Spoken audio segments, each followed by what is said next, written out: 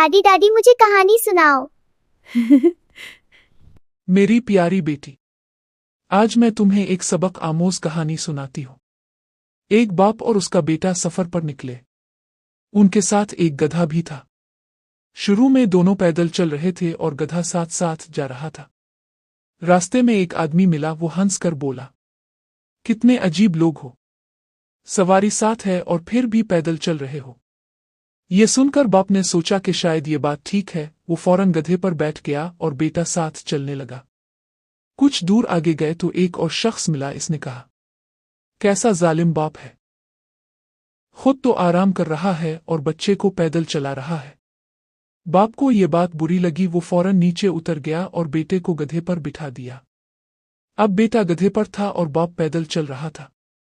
थोड़ी देर बाद एक और आदमी मिला। इसने कहा, कितना नाफरमान बेटा है, खुद सवार है और बाप को पैदल चला रहा है।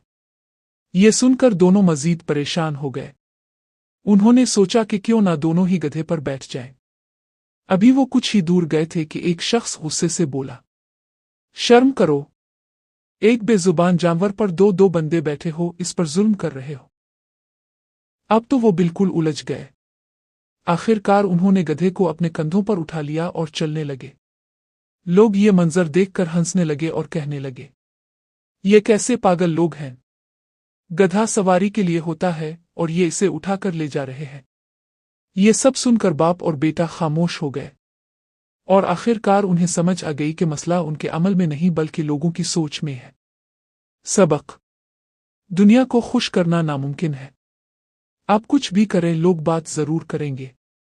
इसलिए अपनी मंजिल पर नजर रखें, लोगों की बातों पर नहीं।